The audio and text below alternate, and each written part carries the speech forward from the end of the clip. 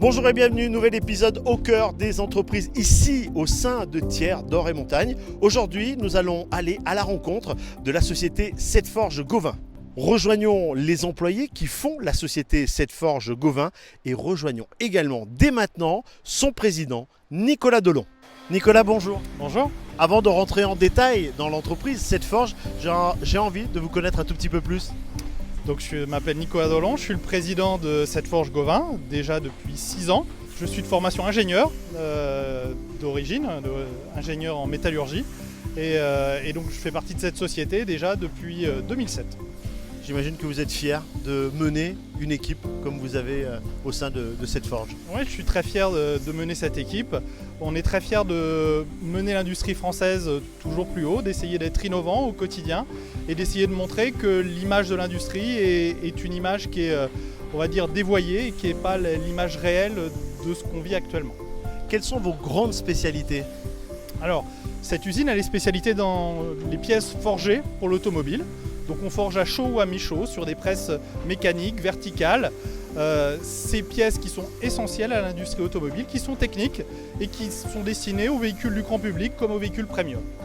L'industrie de l'automobile évolue. On va passer à de l'électrique, à de l'hybride. Comment vous évoluez également avec l'automobile ? Donc effectivement, c'est le grand challenge de Cette-Forge Gauvin, mener cette transition énergétique. On est actuellement sur un mix produit extrêmement basé sur le diesel et sur les moteurs thermiques. Et on a décroché de très nombreux contrats actuellement sur la partie hybridation, sur la partie véhicule électrique. Et le challenge pour nous, c'est effectivement de pouvoir remplacer ces pièces très typées moteurs thermiques vers des pièces plus dédiées électriques et dédiées aux véhicules de demain. C'est un challenge extraordinaire pour l'ensemble des ouvriers, des employés dans le bureau d'études également de rester et de progresser avec le monde automobile. C'est un challenge effectivement pour chaque employé parce que ça va demander un travail de formation, on va dire de changement de métier quelque part parce que les pièces vont être principalement en acier inoxydable, donc on va changer de catégorie de matériaux, on va transformer un peu notre manière de travailler au quotidien et ça va demander l'effort de chacun pour mener cette transition. Quels sont vos clients, vos grands clients ? Alors, notre client principal est la société Bosch, qui est le plus grand équipementier automobile mondial. On peut citer également Renault, Tesla, et également on fait des pièces à destination de Porsche en rang 2. Quels sont les grands clients qui vont arriver dans les années futures, les grandes ambitions ? Alors, les grandes ambitions, c'est de se développer donc, sur ces matières en acier inoxydable, en même temps de maîtriser la transition énergétique dans le domaine de l'automobile, c'est de se développer dans l'agroalimentaire, dans la manutention, dans d'autres domaines d'activité.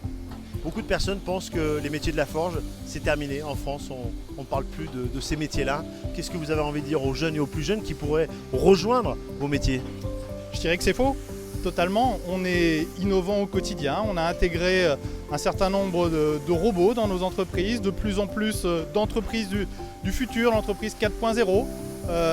Il y a tout un tas de dispositifs extrêmement modernes au service de l'industrie et au service de nos clients qui montrent au quotidien la capacité d'innovation de la forge, de Cette-Forge Gauvin et de la forge française en général. L'industrie de la forge cherche du personnel, c'est pas facile. Comment faites-vous ? Est-ce que vous vous entendez ? Est-ce que vous avez des idées pour la formation et recruter du personnel ? Oui, effectivement, c'est extrêmement difficile de recruter. On a tous des dizaines d'emplois non pourvus actuellement. Donc effectivement, on s'entend très bien sur le bassin et il y a une forme de solidarité sur le domaine de la formation où on monte des formations spécifiques forgerons ensemble. On s'est rejoint dans un groupement d'employeurs également pour permettre de récupérer des gens qui sont actuellement loin de l'emploi, faire de l'insertion et les amener vers nos métiers de l'industrie. Donc oui, il y a de la solidarité dans le monde de la forge et oui, sur ce vieux territoire de forgerons, on a des idées pour essayer d'amener les gens vers ce métier qui est encore d'avenir. Et quand les métiers sont durs, les équipes sont resserrées ? Quand les métiers sont durs, les équipes sont resserrées. Effectivement, c'est une centaine de personnes sur ce site. On a des ambitions de développement importantes, jusqu'à 20 embauches prévues dans les 2 prochaines années. On espère aussi développer l'entreprise, l'agrandir. Tout ça pour à la fois satisfaire nos clients et continuer à pérenniser Cette-Forge Gauvin ici à la Monderie de Montagne. Merci beaucoup. Merci à vous.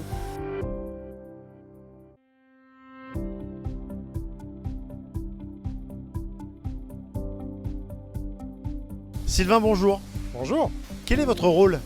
Alors moi je suis responsable production logistique, donc je m'occupe d'organiser les flux de l'usine en fonction de la demande client de sorte de les livrer dans les meilleures conditions de délai afin de pouvoir aller ensuite sur les assemblages de véhicules. Vous avez attaqué à quel moment ce travail? Donc ça fait 3 ans que je suis chez Cette Forge Gauvin. Vous êtes dans un métier qui n'attire peut-être pas beaucoup de jeunes. Qu'est-ce que vous aimeriez dire à tous ces gens pour qu'ils se passionnent comme vous? Alors, ce que j'aimerais dire, c'est que en fait, ça fait 10 ans que je suis dans le domaine de la forge. J'ai travaillé avant dans une autre entreprise du domaine de la métallurgie. Et c'est vraiment un métier de passionné. C'est vraiment ici qu'on peut faire de la technique. On ne travaille pas sur des sujets qui ne sont pas très intéressants. On voit tout de suite, on concrétise tout de suite le résultat de son travail. On travaille pour des secteurs de pointe. Donc ici, on travaille pour l'automobile. Dans la forge, on peut travailler pour plein de domaines comme l'aéronautique, par exemple. Et c'est toujours des projets passionnants avec des clients passionnés. Et du coup, on fait toujours un métier qui est extrêmement valorisant.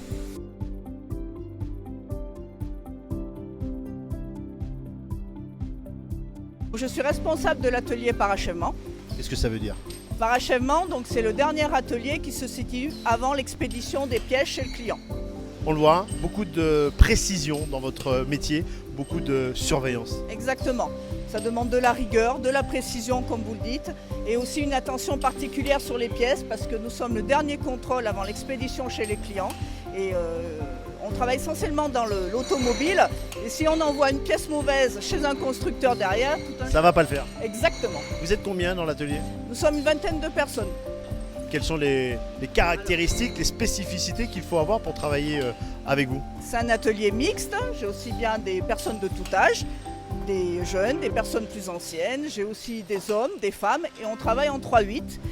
Un poste le matin, un poste l'après-midi et un poste de nuit.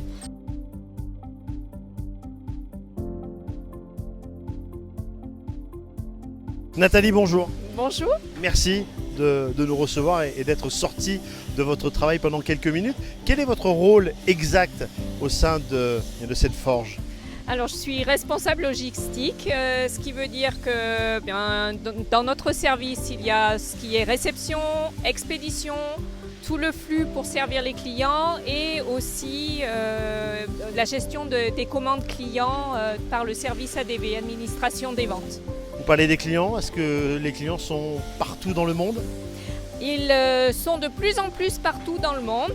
C'est vrai que cette forge Gauvin au départ était plus centrée France, on va dire.